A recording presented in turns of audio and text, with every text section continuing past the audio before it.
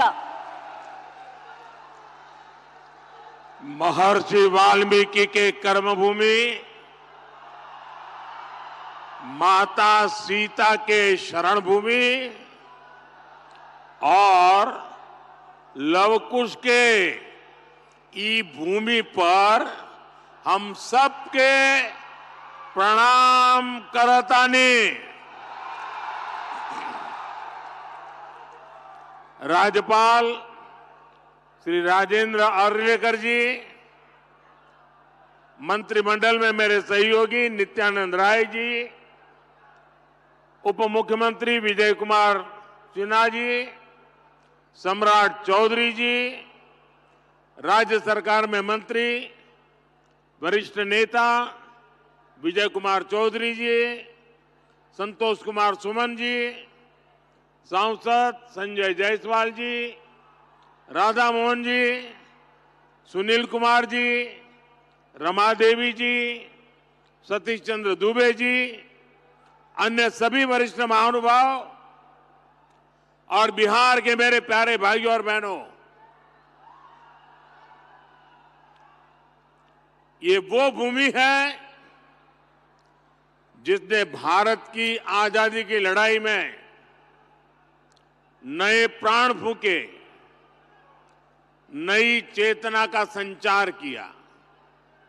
इसी धरती ने मोहनदास जी को महात्मा गांधी बना दिया। विकसित बिहार से विकसित भारत, इस संकल्प लेने के लिए बेतिया से बेहतर, चंपारण से बेहतर और कोई स्थान हो सकता है क्या बोला? और आज यहां इतनी बड़ी संख्या में आप सभी, हम एनडीए के सभी साथियों को आशीर्वाद देने के लिए आए। आज बिहार के अलग अलग विधानसभा क्षेत्रों, लोकसभा क्षेत्रों से भी हजारों लोग विकसित भारत संकल्प इस कार्यक्रम में अपने अपने स्थान पर जुड़े हैं। मैं बिहार के सभी लोगों का अभिनंदन करता हूं। मैं आप सबसे क्षमा भी मांगता हूं क्योंकि मुझे आने में जरा ज्यादा विलंब हो गया। मैं बंगाल में था और इन दिनों बंगाल का उत्साह भी कुछ और ही है। वहां 12 किलोमीटर का रोड शो था, तो बड़ी मुश्किल से मैं समय कम करने की कोशिश तो कर रहा था, लेकिन इसके कारण लेट पहुंचा। आपको जो कठिनाई हुई, इसके लिए मैं आप सबकी क्षमा मांगता हूं। साथियों,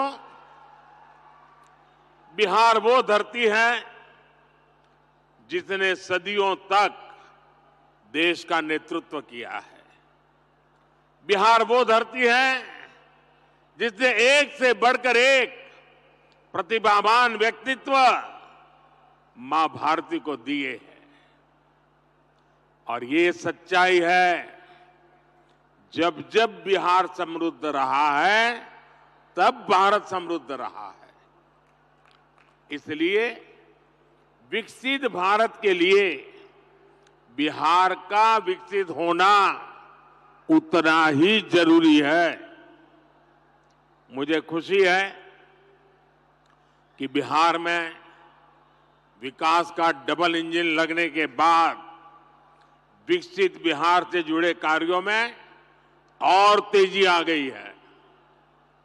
आज भी करीब 13,000 करोड़ रुपए की योजनाओं का उपहार बिहार को मिला है। इसमें rail, road, ethanol plant, city gas supply, LPG gas, ऐसी अनेक अहम परियोजनाएं शामिल है। विकसित बिहार के लिए हम यही तेजी पकड़नी है इसी तेजी को बनाए रखना है। आप सभी को इन परियोजनाओं के लिए बहुत बहुत बधाई। साथियों, आजादी के बाद के दशकों में बिहार की एक बहुत बड़ी चुनौती रही है यहां से युवाओं का पलायन। जब बिहार में जंगल राज आया तो ये पलायन और ज्यादा बढ़ गया। जंगल राज लाने वाले लोगों ने सिर्फ और सिर्फ अपने परिवार की चिंता की, बिहार के लाखों बच्चों का भविष्य दांव पर लगा दिया। बिहार के मेरे नौजवान साथी दूसरे राज्यों के दूसरे शहरों में रोजी रोटी के लिए जाते रहे और यहां एक ही परिवार फलता फूलता रहा। किस तरह एक एक नौकरी के बदले जमीनों पर कब्जा किया गया। क्या कोई भी व्यक्ति सामान्य मानवी को इस प्रकार से लूटने वालों को माफ कर सकता है क्या? माफ कर सकता है क्या? क्या ऐसे लोगों को माफ कर सकते हैं क्या? बिहार में जंगल राज लाने वाला परिवार बिहार के युवाओं का सबसे बड़ा गुनहगार है। जंगल राज के जिम्मेदार परिवार ने बिहार के लाखों नौजवानों से उनका भाग्य छीन लिया। ये एनडीए सरकार है जो इस जंगल राज से बिहार को बचाकर इतना आगे लाई है।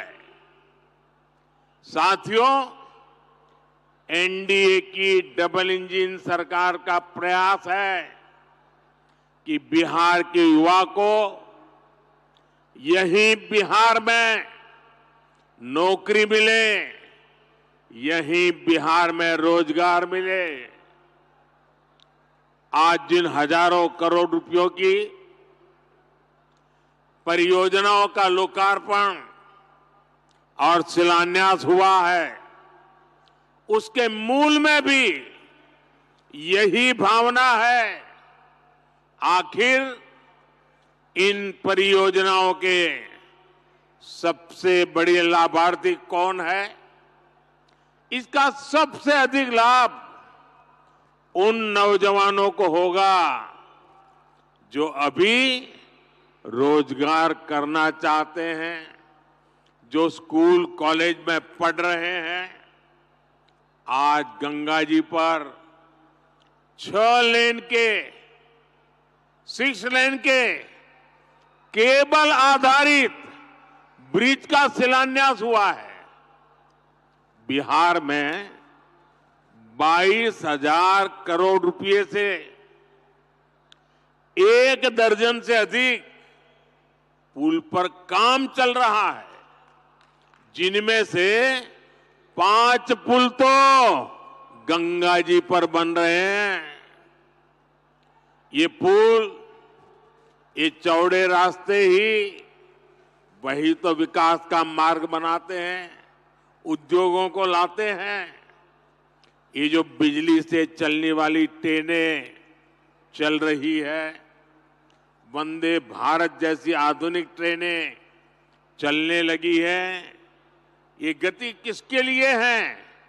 ये उन नौजवानों के लिए है जिनके माता पिता ने ऐसी सुविधाओं के सपने देखे थे। ये जो इंफ्रास्ट्रक्चर बन रहा है, ये रोजगार का बहुत बड़ा माध्यम होता है। इसमें मजदूर हो, ड्राइवर हो, सर्विसेज से जुड़े लोग हो, इंजीनियर हो, ऐसे अनेक क्षेत्रों के रोजगार इससे पैदा होते हैं। यानी ये जो हजारों करोड़ रुपए सरकार लगा रही है, ये पैसा बिहार के सामान्य परिवारों के पास ही पहुंचेगा। इससे रेत, पत्थर, ईंट, सीमेंट, स्टील ऐसे अनेक उद्योगों को, फैक्ट्रियों को, छोटे छोटे दुकानों को बल मिलने वाला है। साथियों, ये जितनी भी नई ट्रेनें चल रही हैं, पटरियां बिछ रही हैं, ये सब कुछ आज भारत में ही बन रहा है। मेड इन इंडिया है, यानी इसमें भी भारत के ही लोगों को रोजगार मिल रहा है। बिहार में भी रेल इंजन बनाने वाली आधुनिक फैक्ट्रियां एनडीए सरकार ने बनाई है। आज पूरी दुनिया में डिजिटल इंडिया की बहुत बड़ी चर्चा है। और मैं आपको एक बात और बोलूं, आज कई विकसित देशों में भी ऐसी डिजिटल व्यवस्था नहीं है जो बेतिया में, चंपारण में उपलब्ध है। विदेशी नेता जब मुझसे मिलते हैं तो पूछते हैं कि मोदी जी, आपने ये सब इतनी जल्दी कैसे किया? तब मैं उन्हें कहता हूं कि मोदी ने नहीं, ये भारत के नौजवानों ने किया है। मोदी ने तो भारत के हर युवा को उनके हर कदम पर साथ देने की गारंटी दी है। और विकसित बिहार के लिए आज यही गारंटी मैं बिहार के युवा को भी दे रहा हूं। और रउआ जानते बानी, मोदी के गारंटी मने गारंटी पूरा होके के गारंटी। साथियों, एक तरफ नया भारत बन रहा है, वहीं दूसरी तरफ आरजेडी, कांग्रेस और इनका इंडी गठबंधन अभी भी 20वीं सदी की दुनिया में जी रहा है। एनडीए की सरकार कह रही है कि हम हर घर को सूर्य घर बनाना चाहते हैं। हम चाहते हैं कि हर घर की छत पर सोलर प्लांट हो, उससे वो घर भी कमाएं और उसे बिजली भी मुफ्त मिले। लेकिन इंडी गठबंधन अभी भी लालटेन की लौ के ही भरोसे जी रही है। जब तक बिहार में लालटेन का राज रहा, तब तक सिर्फ एक ही परिवार की गरीबी मिटी, एक ही परिवार समृद्ध हुआ। साथियों, आज जब मोदी ये सच्चाई बताता है तो ये मोदी को गाली देते हैं। भ्रष्टाचारियों से भरे इंडी गठबंधन का सबसे बड़ा मुद्दा है मोदी का परिवार नहीं है। ये लोग कहते हैं कि इंडी गठबंधन के परिवारवादी नेताओं को लूटने का लाइसेंस मिलना चाहिए। क्या लूटने का लाइसेंस मिलना चाहिए? क्या मिलना चाहिए? क्या आज भारत रत्न कर्पूरी ठाकुर जी अगर होते तो ये उनसे भी यही सवाल पूछते जो मोदी से पूछ रहे हैं। परिवारवाद और भ्रष्टाचार के कट्टर समर्थक ये आज पूज्य बापू जेपी लोहिया बाबा साहब आम्बेडकर को भी कटघरे में खड़ा करते। इन्होंने भी तो अपने परिवार को बढ़ावा नहीं दिया, बल्कि देश के हर परिवार के लिए जीवन खपा दिया। साथियों, आपके सामने वो व्यक्ति है जिसने बहुत छोटी आयु में घर छोड़ दिया था। बिहार का कोई भी व्यक्ति किसी भी राज्य में रहे, लेकिन छठ पूजा पर, दिवाली पर घर जरूर लौटता है। लेकिन वे मोदी जिसने बचपन में ही घर छोड़ दिया, मेरा कौन सा घर है जहां मैं लौटूं? मेरे लिए तो पूरा भारत ही मेरा घर है, हर भारतवासी मेरा परिवार है। इसलिए आज हर भारतीय कह रहा है, हर गरीब, हर नौजवान कह रहा है, मैं हूं मोदी का परिवार, मैं हूं हम बानी मोदी के परिवार। साथियों, मैं गरीब की हर चिंता खत्म करना चाहता हूं। इसलिए मोदी अपने गरीब से गरीब परिवार को मुफ्त राशन दे रहा है, मुफ्त इलाज की सुविधा दे रहा है। मैं चाहता हूं कि महिलाओं की जिंदगी से कठिनाइयां कम हो, इसलिए मोदी महिलाओं के नाम पक्के घर दे रहा है, टॉयलेट दे रहा है, बिजली पहुंचा रहा है, गैस का कनेक्शन लग रहा है, नल से जल की सुविधा हो रही है। ऐसी चीजों पर काम कर रहे हैं। मैं चाहता हूं कि मेरे देश के नौजवानों का भविष्य बेहतर हो। इसलिए मोदी रिकॉर्ड संख्या में मेडिकल कॉलेज बना रहा है, एम्स बना रहा है, आईआईटी बना रहा है, आईआईएम बना रहा है।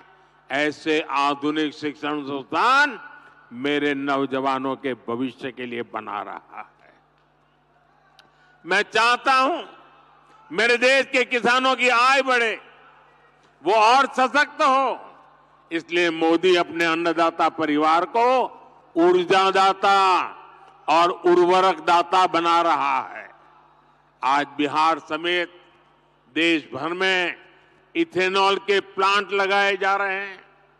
कोशिश यही है कि गन्ना किसानों, धान किसानों की उपज से देश में गाड़ियां भी चले और किसानों की कमाई भी बढ़े। कुछ दिन पहले ही एनडीए सरकार ने गन्ने की खरीद का दाम 340 रुपये प्रति क्विंटल कर दिया है। कुछ दिन पहले ही एनडीए सरकार ने दुनिया की सबसे बड़ी अनाज भंडारण योजना शुरू की है। इसके तहत देश में, बिहार में हजारों गोदाम बनाए जाएंगे। बिहार के मेरे छोटे छोटे किसान परिवारों का जीवन आसान हो, इसके लिए पीएम किसान सम्मान निधि के तहत भी उन्हें हजारों करोड़ रुपए की मदद दी गई है। यहां बेतिया के ही किसानों को करीब करीब 800 करोड़ रुपए पीएम किसान सम्मान निधि के मिले हैं। और इन परिवारवादियों ने आपके साथ क्या किया, इसका एक उदाहरण मैं आपको देता हूं। यहां बरौनी का खाद कारखाना कब से बंद पड़ा था? इन परिवारवादियों को कभी इसकी चिंता नहीं हुई। मोदी ने किसानों को मजदूरों को इसे फिर से शुरू करवाने की गारंटी दी थी। आज ये खाद कारखाना अपनी सेवा दे रहा है और नौजवानों को रोजगार भी दे रहा है। और इसलिए ही लोग कहते हैं मोदी की गारंटी यानी गारंटी पूरा होने की गारंटी। साथियों, चुनाव में ये जो इंडी गठबंधन वाले हैं ना, उनको पता है अब वो कहीं के रहने वाले नहीं हैं और अपनी हार तय देख इंडी गठबंधन के निशाने पर खुद भगवान राम भी आ गए हैं। यहां बेतिया में मां सीता की अनुभूति है, लव कुश की अनुभूति है। इंडी गठबंधन के लोग जिस तरह प्रभु श्री राम और राम मंदिर के विरुद्ध बातें बोल रहे हैं, ये पूरे बिहार के लोग देख रहे हैं। और बिहार के लोग ये भी देख रहे हैं कि भगवान श्री राम का अपमान करने वालों का साथ कौन दे रहा है। यही परिवारवादी हैं जिन्होंने दशकों तक राम लला को टेंट में रखा। यही परिवारवादी है जिन्होंने राम मंदिर न बने इसके लिए जी तोड़ कोशिश की। आज भारत अपनी विरासत, अपनी संस्कृति का सम्मान कर रहा है, तो इन लोगों को इसकी भी परेशानी हो रही है। साथियों, ये क्षेत्र प्रकृति प्रेमी थारू जनजाति का क्षेत्र है। थारू समाज में प्रकृति के साथ प्रगति की जो जीवन शैली हम देखते हैं, वो हम सबके लिए सबक है। आज अगर भारत प्रकृति की रक्षा करते हुए विकास कर रहा है, तो इसके पीछे थारू जैसी जनजाति की भी प्रेरणा है। इसीलिए तो मैं कहता हूं कि विकसित भारत के निर्माण के लिए सबका प्रयास चाहिए, सबकी प्रेरणा चाहिए, सबकी सीख चाहिए। लेकिन इसके लिए एनडीए सरकार का 400 पार होना उतना ही आज जरूरी है कि नहीं है? कितना